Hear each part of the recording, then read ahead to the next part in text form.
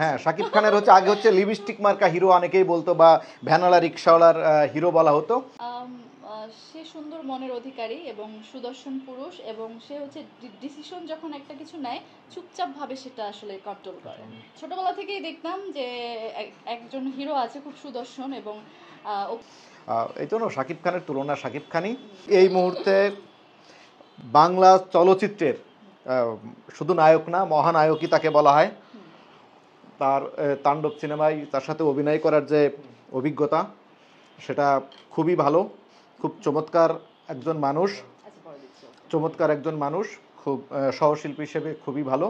এবং এই মুভি করতে গিয়ে তার সাথে যে ভালো সম্পর্ক হয়েছে, আমার কাছে মনে হয়েছে শাকিব খান নায়ক হিসেবে যত রকম মানে তার প্রশংসা করা যায়, মানুষ হিসেবেও চমৎকার একজন মানুষ। সত্যি প্রত্যেকেরই আশা থাকে যে আমাদের মেগা স্টার শাকিব খানের সাথে সিনেমা করবে। সো ওই দিকটা থেকে হ্যাঁ, এক্সাইটমেন্ট থাকবে না বলে ভুল হবে, কিছুটা তো থাকবে, তাই না ভাইয়া?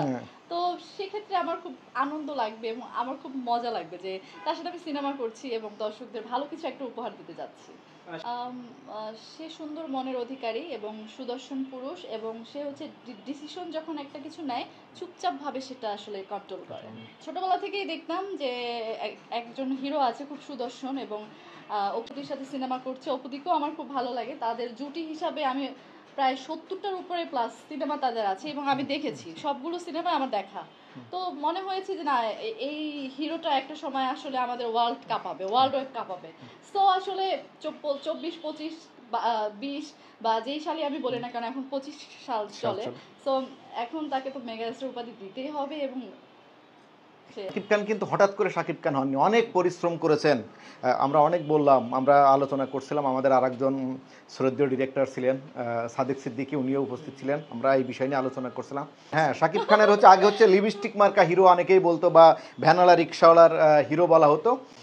এর পরবর্তীতে যখন শিকারি করলো, শিকারির করার পর আর তারপরে তো যদি আমরা বলি প্রিয়তমা দিয়ে শাকিব খান পুরা ইন্টারন্যাশনাল হিরো লেভেলে পৌঁছে গেল। এই জন্য শাকিব খানের তুলনা শাকিব খানই।